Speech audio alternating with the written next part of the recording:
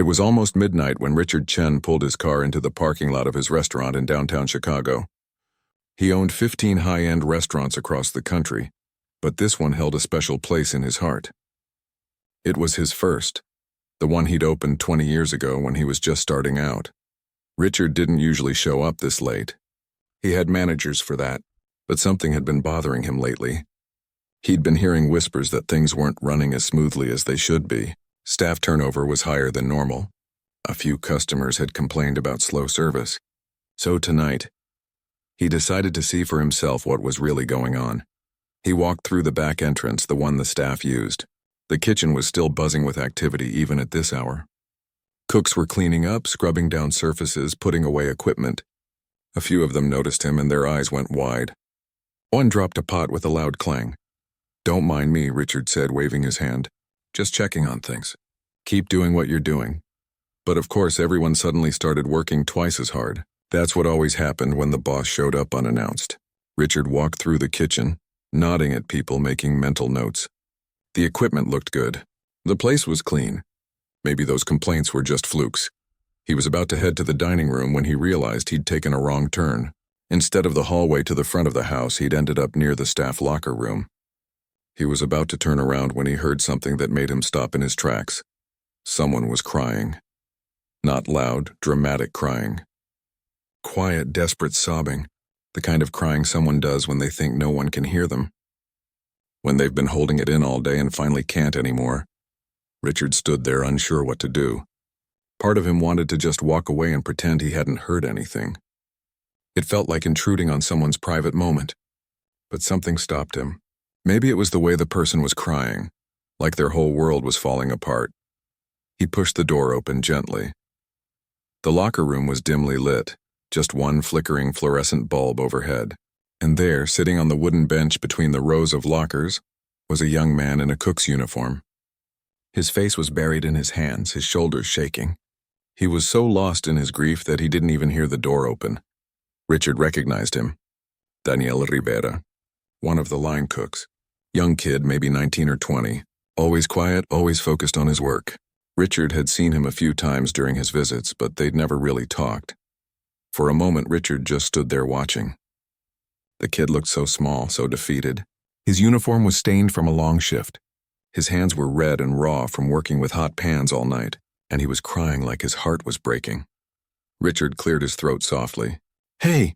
Daniel's head snapped up. His eyes were red and swollen, his face wet with tears. When he saw who it was standing there, the blood drained from his face. He jumped to his feet so fast he almost tripped over his own shoes. "Mr. Chen, I'm so sorry, I didn't know. I was just..." He frantically wiped at his face with his sleeve, trying to erase the evidence of his tears. His hands were shaking. "I'm sorry, sir. I'll get back to work right now. Please don't sit down," Richard said quietly. "It's okay." "No, really, I should..." Daniel was backing toward the door now, his eyes darting around like a trapped animal looking for an escape. "Please, sit." Richard's voice was gentle but firm. He walked over and sat down on the bench himself, leaving space for Daniel. "I'm not here to fire you or yell at you. Just sit for a minute." Daniel hesitated. Every instinct was probably telling him to run. But slowly, reluctantly, he sat back down on the bench as far from Richard as he could get. He kept his eyes on the floor, his hands clasped tightly in his lap. They sat in silence for a moment. Richard wasn't sure how to start. He wasn't good at this kind of thing. He was good at business, at numbers, at making deals. Not at comforting crying employees in locker rooms at midnight. "Rough day?" he finally asked. Daniel let out a sound that might have been a laugh if it wasn't so bitter. "Yeah, you could say that." More silence. Richard waited. He'd learned over the years that sometimes people just needed space to talk. If you pushed too hard, they'd shut down. But if you waited patiently, they'd usually open up. "It's my mom," Daniel said finally, his voice barely above a whisper. "She's in the hospital again." "Again?"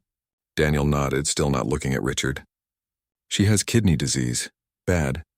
She's been on dialysis for 2 years now, but it's not working anymore.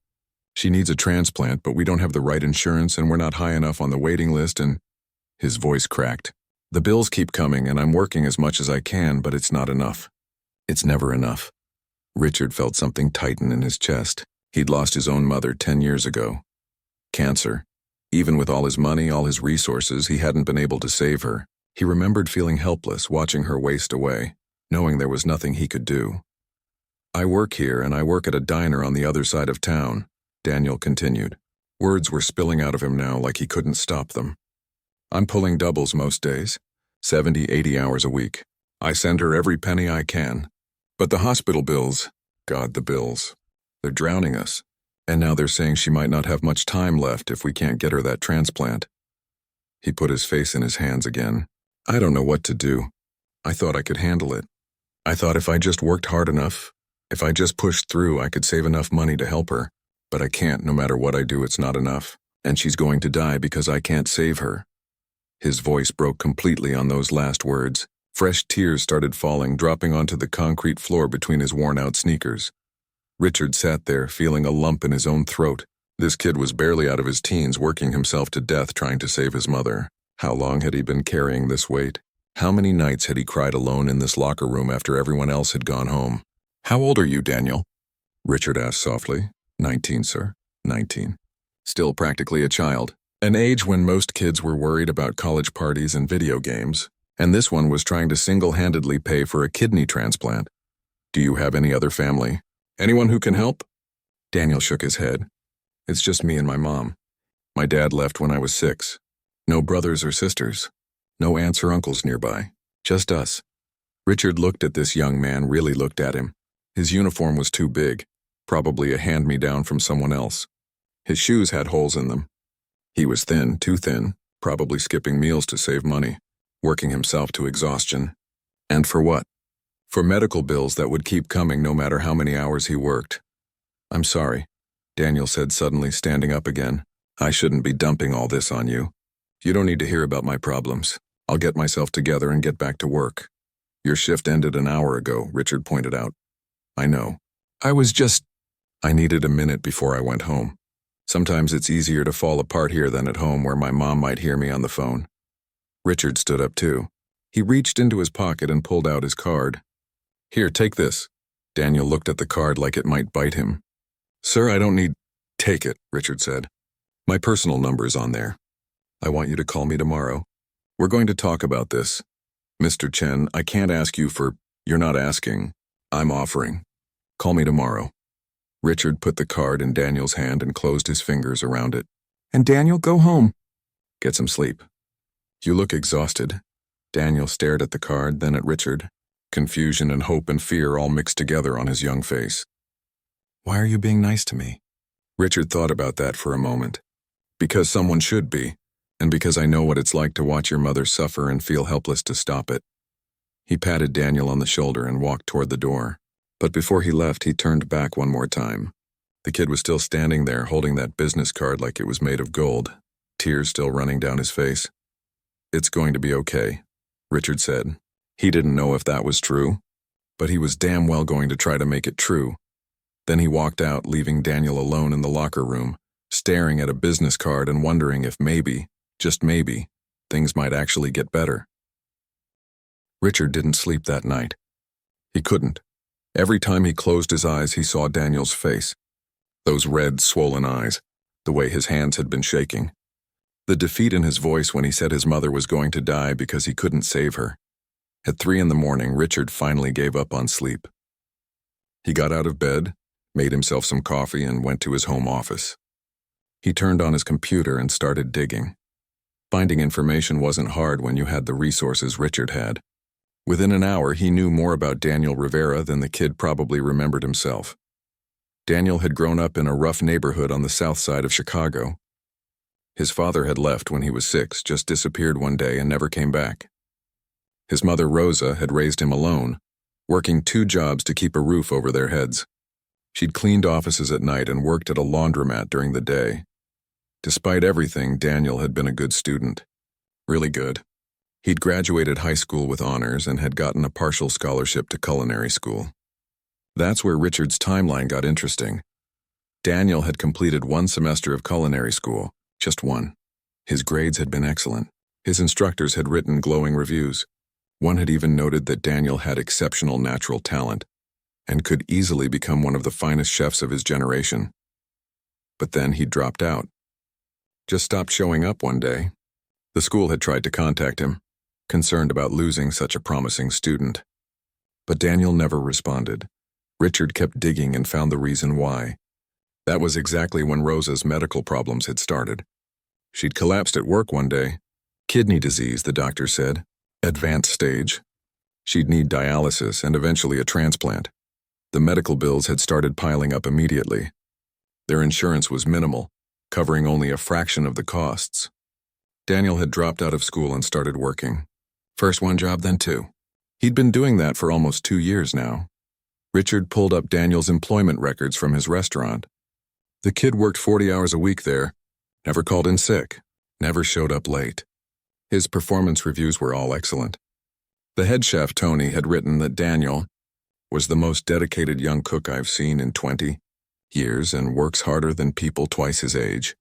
Then Richard called in a favor from a friend who ran a staffing agency and got access to Daniel's other employment records.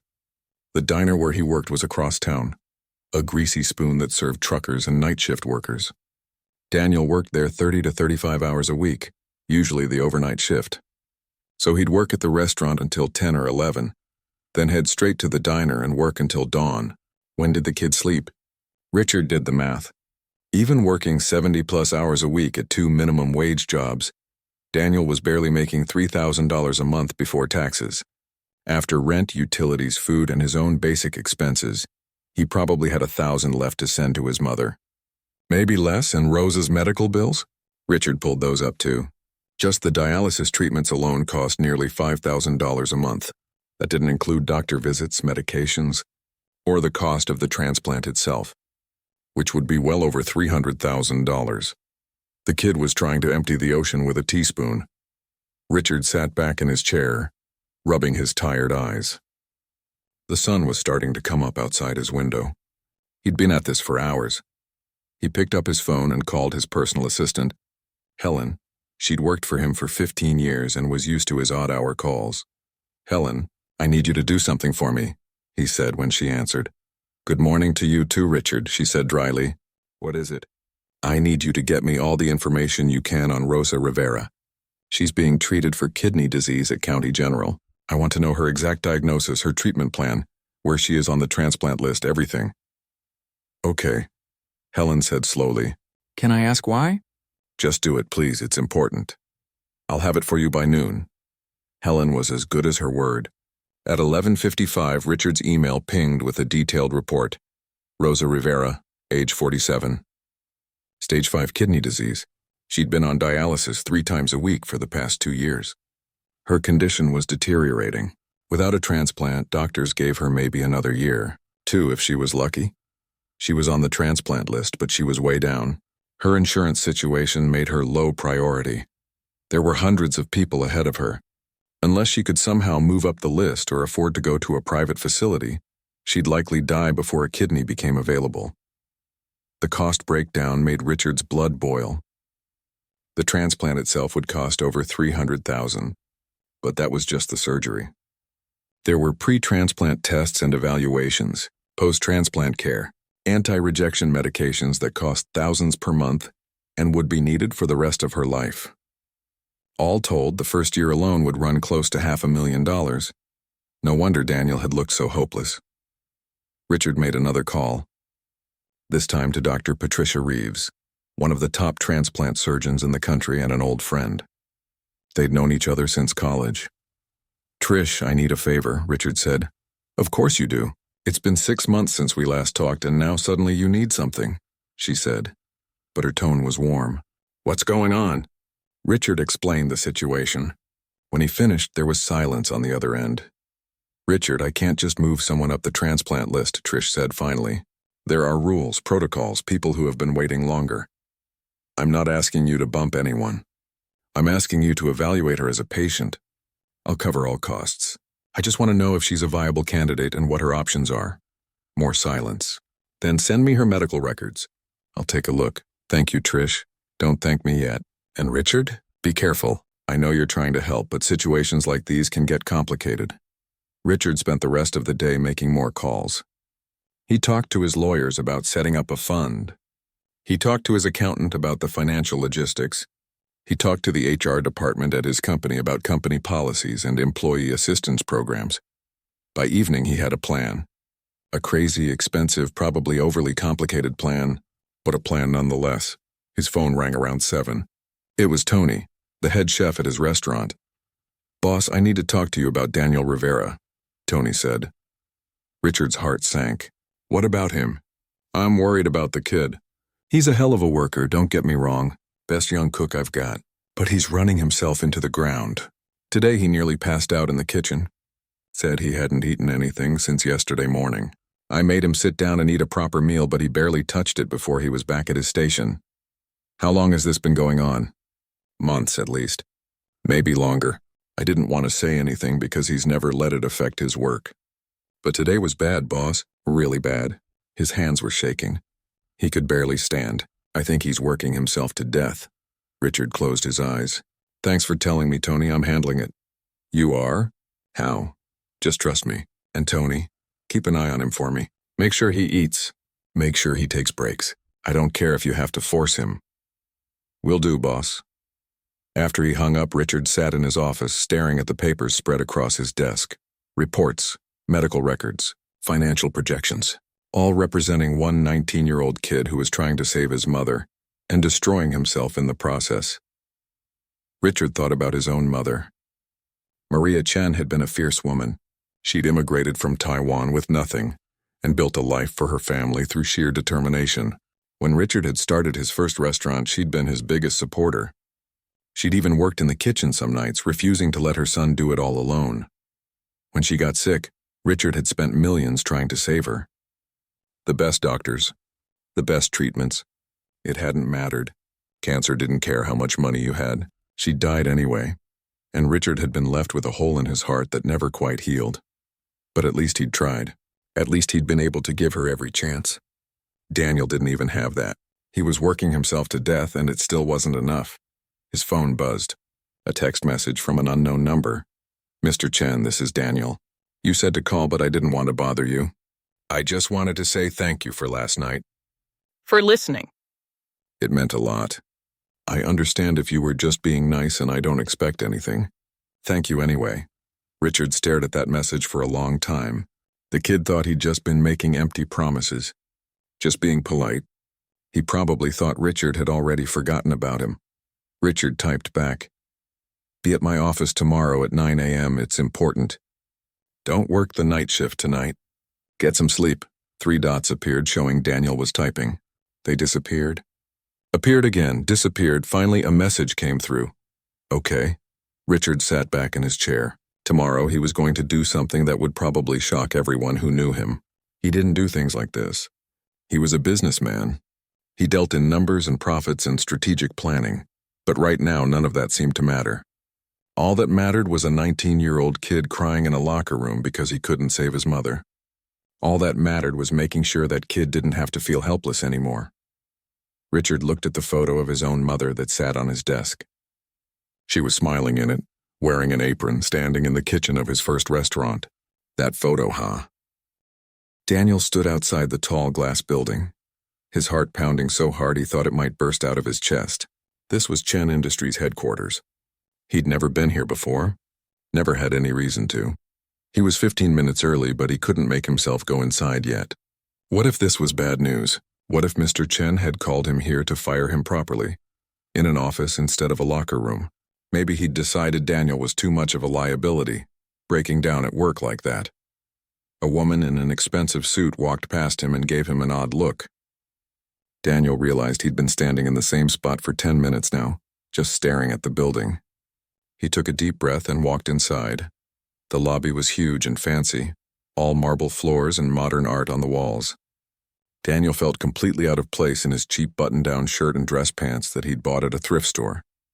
Everyone else looked like they belonged here. He didn't. "Can I help you?" the receptionist asked. She had a polite smile, the kind that didn't quite reach her eyes. "I have a meeting with Mr. Chen at 9, Daniel said quietly. The smile became more genuine, warmer. "Oh, you must be Daniel. He's expecting you. Take the elevator to the 15th floor. Helen will meet you there." The elevator ride felt like it took forever. Daniel watched the numbers climb. his stomach churning with anxiety. What was he doing here? Whatever Mr. Chen wanted to talk about, it couldn't be good. The elevator doors opened and a woman in her 50s with kind eyes and gray hair, pulled back in a neat bun, was waiting for him. "Daniel, I'm Helen, Mr. Chen's assistant. Come with me." She led him through a maze of hallways. Everyone they passed looked busy and important. Daniel felt smaller with every step. "Here we are," Helen said, stopping at a large wooden door. She knocked once, then opened it. "Daniel's here. Send him in." "And Helen? Get everyone to the conference room. We'll need them in about 20 minutes. Everyone?" Helen's eyebrows shot up. Everyone? Helen looked like she wanted to ask more questions, but she just nodded. "Come on in, Daniel," she said, gesturing for him to enter.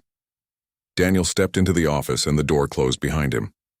Mr. Chen was sitting behind a massive desk, but he stood up when Daniel entered. "Good morning," Mr. Chen said. "Thank you for coming. Please sit down."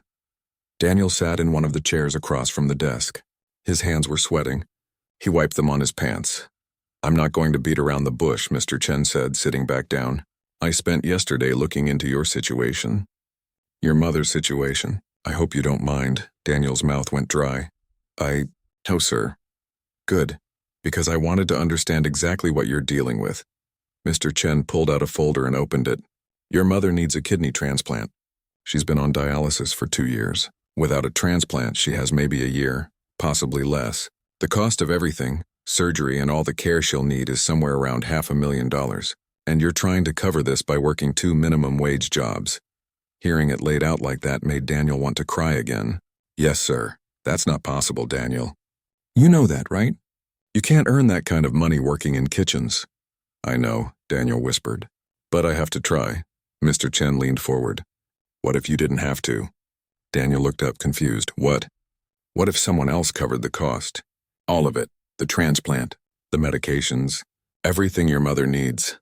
Daniel's brain couldn't process what he was hearing. "I don't understand." "I'm going to pay for your mother's medical care," Mr. Chen said simply. "All of it."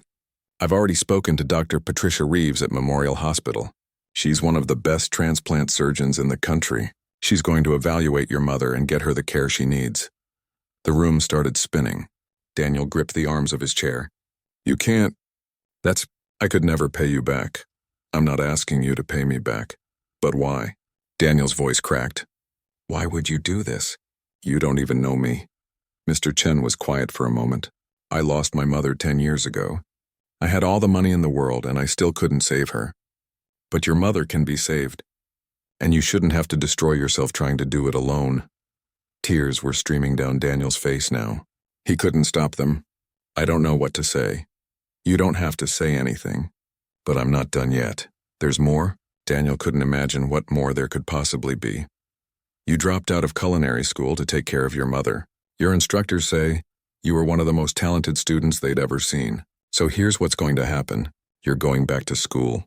I'm paying for it. Full tuition, books, everything. Mr. Chen, I can't. Yes, you can. And you will. Because you have real talent, Daniel. I've tasted your food. Tony won't shut up about how good you are. You deserve a chance to develop that talent properly." Daniel was shaking his head. This couldn't be real. Things like this didn't happen to people like him. "You'll keep working at the restaurant, but reduced hours. 20 hours a week so you can focus on school. But I'm raising your salary. You'll make what you're making now working both jobs, but you'll only work one. That gives you time for school and time to be with your mother." "I can't accept this," Daniel said, even though everything in him was screaming to say yes. "It's too much. It's not nearly enough." "But it's a start." Mr. Chen stood up. "Come on. I want you to meet some people." Daniel followed him out of the office in a daze. Helen was waiting outside. "Everyone's ready?" Mr. Chen asked. "Everyone except Tony. He's stuck in traffic, but he should be here in 10 minutes. We'll wait for him." They walked to a large conference room. Through the glass walls, Daniel could see it was full of people. Managers from different restaurants. Corporate staff. "At least 30 people. What's going on?" Daniel asked nervously. "You'll see." They waited in the hallway for another 10 minutes. Daniel's anxiety was climbing higher and higher. Finally, Tony came rushing around the corner, still in his chef's coat. Sorry. Accident on the expressway." He stopped when he saw Daniel. "Hey, kid. What are you doing here?" "I'm not sure," Daniel admitted. Mr. Chen smiled. "Come on. Both of you." He opened the conference room door and walked in. Everyone immediately stood up. Daniel and Tony followed him inside, Daniel feeling like he might throw up from nerves. "Everyone sit down," Mr. Chen said. He walked to the front of the room, gesturing for Daniel to follow. Daniel did reluctantly, feeling everyone's eyes on him. "Thank you all for coming on short notice," Mr. Chen began. "I'm sure you're wondering why I called this meeting. It's because I want to talk to you about something important, about what this company really stands for." He paused, looking around the room. "I started this business 20 years ago with one restaurant and a dream. I wanted to create not just good food, but a place where people felt valued, where staff weren't just employees, they were family." Some people nodded. Others looked confused about where this was going. Somewhere along the way as we grew, I think we lost sight of that. We got focused on profits and expansion and growth, and we forgot about the people who make all of that possible. He gestured to Daniel. "This is Daniel Rivera. He works as a line cook at our downtown location, and 2 nights ago I found him crying in the locker room." Daniel felt his face burn with embarrassment. Everyone was staring at him now. "Daniel is 19 years old," Mr. Chen continued. "He works 70 hours a week at 2 jobs. He dropped out of culinary school because his mother is dying and he's trying to save her. He sends every penny he earns to pay for her medical care, but it's not enough. It's nowhere near enough." The room was completely silent now. I spent yesterday learning Daniel's story, and I realized that he's probably not the only one. How many of you have staff who are struggling like this? Working multiple jobs? Skipping meals? Choosing between rent and medical care? People shifted uncomfortably in their seats. Here's what I'm going to do. I'm personally paying for Daniel's mother's medical care. All of it. I'm sending Daniel back to culinary school with a full scholarship. I'm increasing his salary so he can focus on his education and his family. The room erupted in gasps and murmurs. People were looking at each other in shock. Tony, standing next to Daniel, had tears in his eyes, but Mr. Chen held up his hand. "I'm not doing this for publicity or recognition. I'm doing it because it's right. But I'm also doing something more." He clicked a button and a presentation appeared on the screen behind him. "I'm establishing the Employee Assistance Fund. Any employee of any Chen Industries restaurant who is facing financial hardship can apply. Medical bills, educational expenses, family emergencies. We're going to help." More gasps. Someone in the back started clapping. Others joined in. Within seconds, the whole room was applauding. Mr. Chen waited for the noise to die down. "That's not all. We're also starting the Culinary Education Scholarship Program. Any employee who wants to pursue culinary education will receive full financial support. We're going to invest in our people, not just expect them to invest in us." The applause started again, louder this time. Daniel stood there, tears streaming down his face, unable to process any of this. It couldn't be real. It had to be a dream. "Tony," Mr. Chen said, turning to the chef, "when Daniel graduates from culinary school, I want you to train him as a sous chef. I want him to have every opportunity to develop his talent." Tony was crying now too. "It would be an honor, boss, Mr." Daniel walked out of that conference room feeling like he was floating. His whole life had just changed in the span of 30 minutes. He kept waiting to wake up, to discover it had all been some kind of cruel dream. But it wasn't a dream. Over the next few days, things started happening fast. First, Mr. Chen arranged for Daniel to meet Dr. Reeves. She was exactly like Mr. Chen had described, professional but warm. She reviewed all of his mother's medical records and then had a long meeting with Daniel at the hospital where his mother was being treated. "Your mother is a good candidate for transplant," Dr. Reeves said. "Better than I expected, honestly. She's relatively young and otherwise healthy. If we can get her a kidney, her chances are very good." "How long will it take?" Daniel asked. "That's the tricky part. The waiting list through normal channels could be years, but there are other options. We can register her at multiple transplant centers, which increases the chances. And we're checking if any of the private donation programs might be a match." She smiled. "Mr. Chen has made it clear that money is not an obstacle. That opens up possibilities." Daniel still couldn't wrap his head around that. Money not being an obstacle. His entire life, money had been the only obstacle. The next day, something happened that Daniel didn't expect. Someone leaked the story to the press. He never found out who. But suddenly his phone was blowing up with notifications. A server from the restaurant had posted about what happened at the meeting. Just a simple post saying, "My boss just did the most amazing thing for one of our cooks. but she'd tagged the restaurant and someone had seen it and shared it. And then it had spread. Within 24 hours, the story was everywhere. Local news picked it up first, then national news. Then social media exploded with it. Billionaire restaurant owner pays for dying cook's mother's medical care.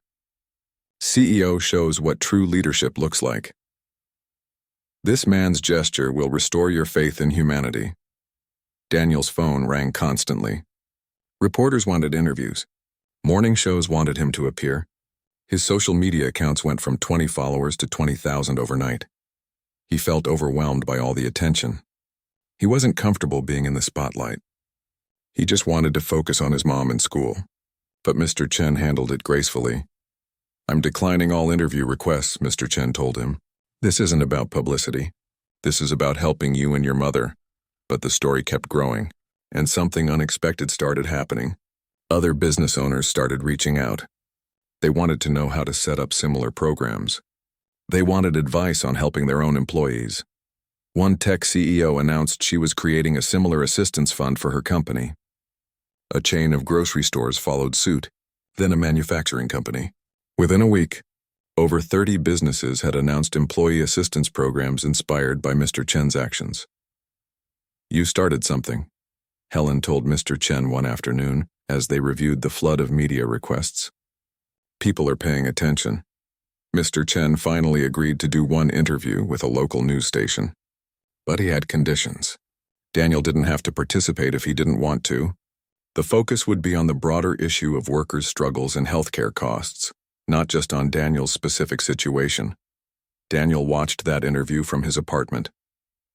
He saw Mr. Chen, normally so business-focused, talking passionately about how companies needed to do more for their employees.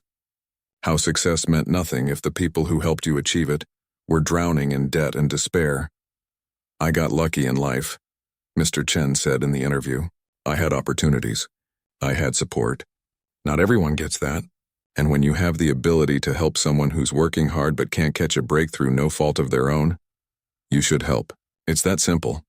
The interviewer asked if he was worried about other employees taking advantage.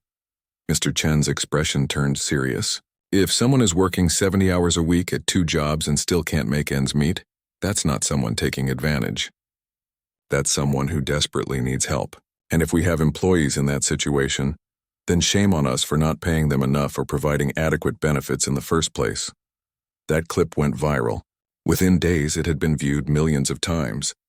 Politicians started talking about it. Economists debated it on news shows.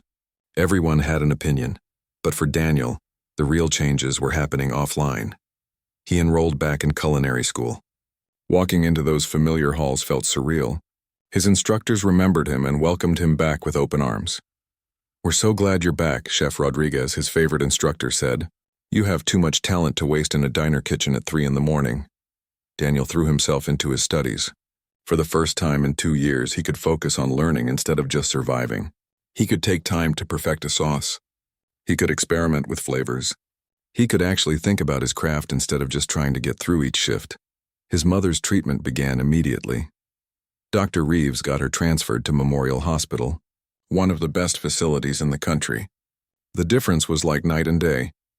At the county hospital, his mother had been just another patient, one of hundreds. Here she had a whole team of specialists, a nutritionist, a social worker, a patient coordinator who explained everything in detail. "Mijo, I don't understand," his mother kept saying. "Why is he doing this for us?" "Because he's a good man, Mama," Daniel said. "And because someone should." The search for a kidney match was accelerated. They registered her at 4 different transplant centers. They signed up for paired donation programs. Dr. Reeves consulted with colleagues across the country. And then, 3 weeks after that meeting in the conference room, they got news. Dr. Reeves called Daniel personally. "We have a potential match. A living donor through a paired exchange program. We need to run some more tests, but it looks very promising." Daniel dropped his phone. His roommate, a guy from his culinary class, picked it up and handed it back to him. "Is everything okay?" his roommate asked. "They might have a kidney for my mom," Daniel said, his voice shaking. His roommate whooped and pulled him into a hug. "That's amazing, man." The test came back positive. The match was good. They scheduled the transplant for 2 weeks out. Daniel called Mr. Chen immediately to tell him. "Thank you," he said, crying again. He seemed to cry a lot these days, but now they were happy tears. "Thank you so much. I'm so glad, Daniel. Give your mother my best wishes." 2 weeks later, Daniel sat in the waiting room at Memorial Hospital while his mother underwent surgery.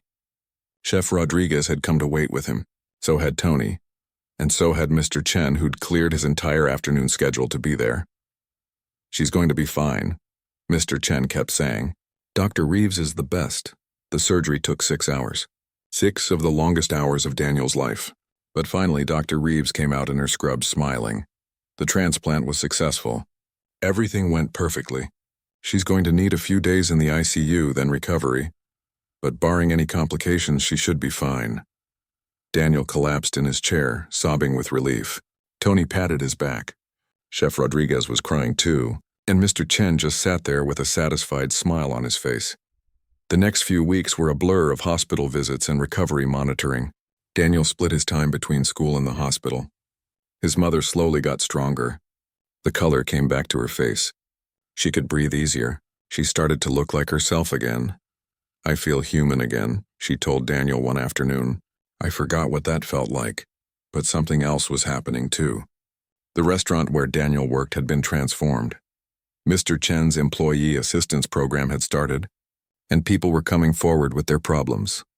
A server who'd been hiding a mountain of student loan debt got help restructuring it. A busser whose car had broken down, leaving him unable to get to work, got a loan to fix it. A line cook whose apartment had flooded got emergency housing assistance. More than that, though, the whole culture had shifted.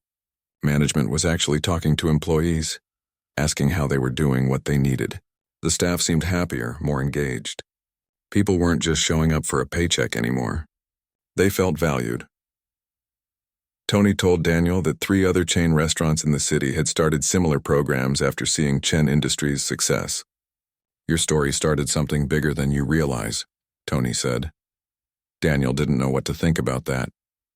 He hadn't meant to start anything. He'd just been crying in a locker room because he was overwhelmed and scared, but somehow that moment had sparked something. One afternoon, about 6 weeks after the transplant, Daniel was visiting his mother in the rehabilitation facility where she was doing physical therapy. She was getting stronger every day, building back the muscle she'd lost during years of illness. "Someone wants to meet you," a nurse said, poking her head into the room. "Who?" Daniel asked. A young woman in her mid-20s walked in. She looked nervous. "Hi," she said. "I'm sorry to bother you. My name is Lauren.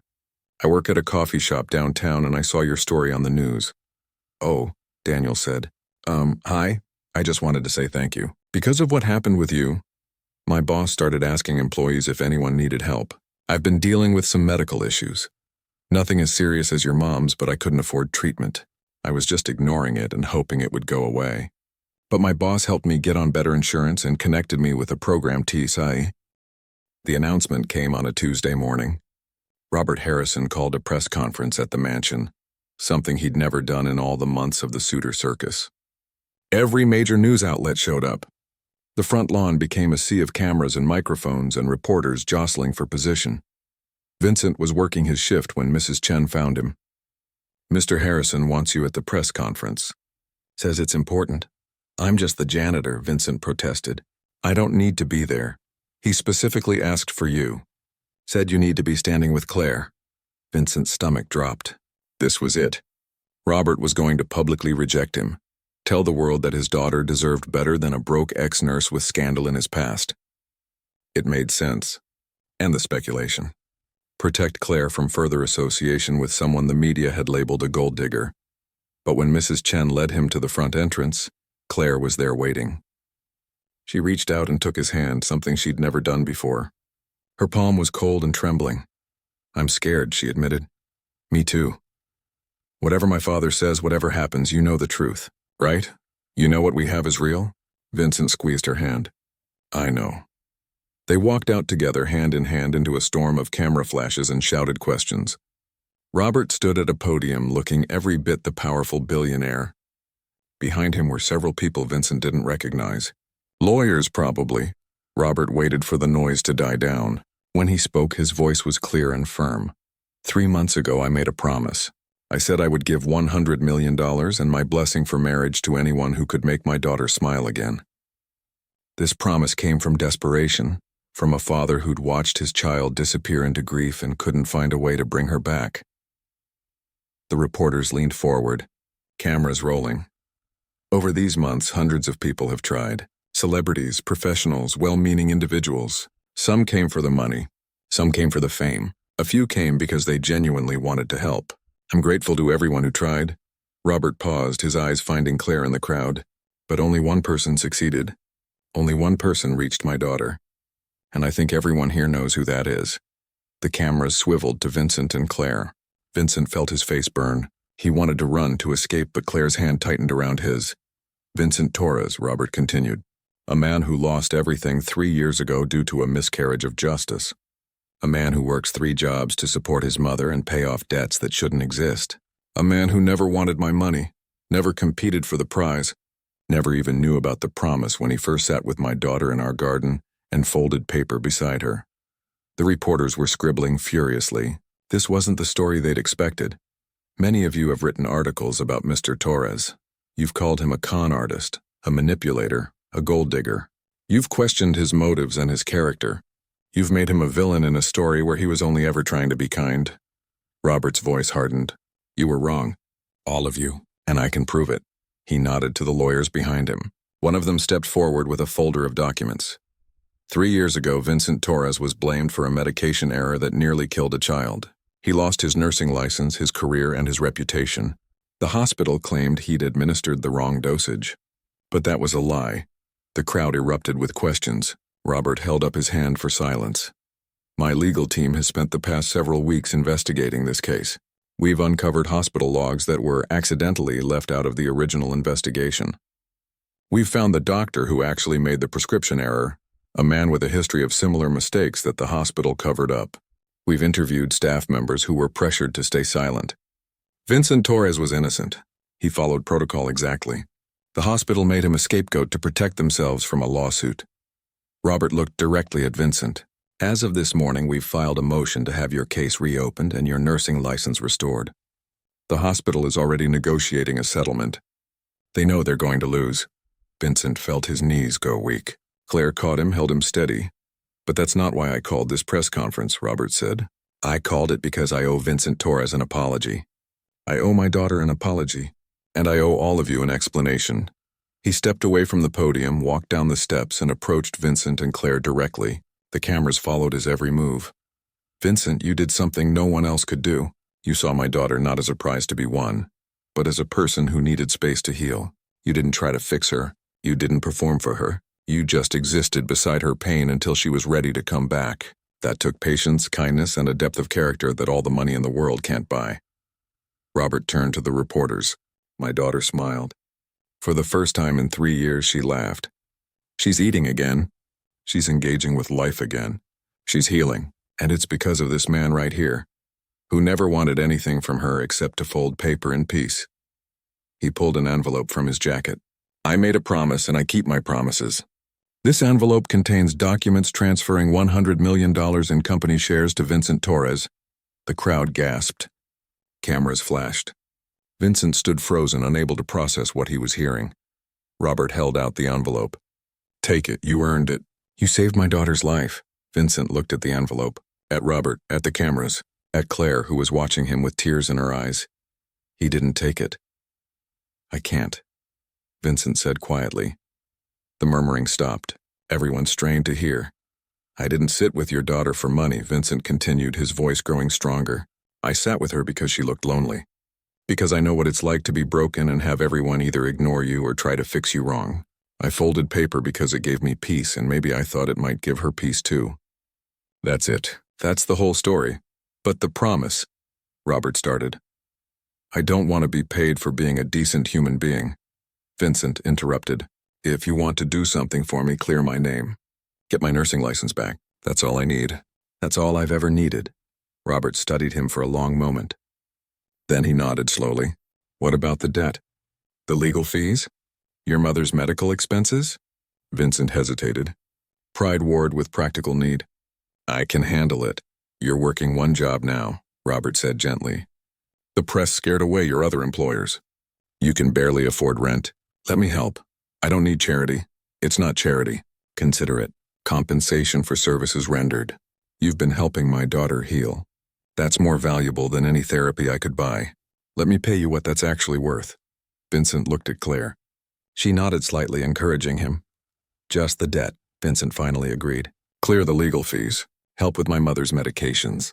That's it. No millions. No marriage arrangement. Just enough to breathe. Robert smiled. Deal. But I'm also offering you a job full-time. I'm funding a new children's hospital, and I want you as the head pediatric nurse once your license is restored. Triple whatever you were making before. Full benefits. Your mother gets free health care for life. Vincent's breath caught. Why would you do that? Because you're exactly the kind of person who should be working with children. Because 3 years ago you were wrongly accused and the system failed you. And because my daughter would like you to stay in her life. And I've learned not to ignore what makes my daughter happy. He turned to the reporters again. So here's the real story. The janitor didn't win the prize. He rejected it. Because he's not a gold digger. He's not a con artist. He's a good man who life treated badly and who somehow stayed good anyway. That's the story you should be writing. Robert looked back at Vincent and Claire. Now if you'll excuse me, I have a hospital board to destroy and a legal case to win. You two should probably go back to your garden. I hear you have paper to fold. The press conference ended in chaos. Reporters shouted questions. Social media exploded with hot takes. But Vincent and Claire slipped away in the confusion, returning to the quiet of the garden they'd claimed as their own. They sat on their usual benches, though the distance between them felt different now. Smaller somehow, like they'd crossed something together. I smiled, Claire said. I didn't even realize it at first, but during the press conference when you rejected the money, I smiled. A real one. I missed it, Vincent admitted. There'll be others. I'm not fixed. I'm not suddenly happy all the time. But I think maybe I'm ready to try. Ready to remember that joy isn't betrayal, that living isn't forgetting. That's all anyone can do, Vincent said. Just try. Just keep showing up. 6 months later, Vincent stood in a hospital corridor wearing scrubs that still felt strange after so long. His nursing license had been restored. His name had been cleared. The hospital that had wronged him had settled for an amount that covered all his debt and his mother's medical expenses for years. He had a job he loved, working with children again, remembering why he'd become a nurse in the first place. Claire volunteered at the hospital twice a week. She worked with the child life specialists, helping kids process trauma and grief. She was good at it. Patient and understanding in ways only someone who'd lived through darkness could be. They still folded paper. Still met in gardens, though not as often. Claire had rejoined the world slowly but surely.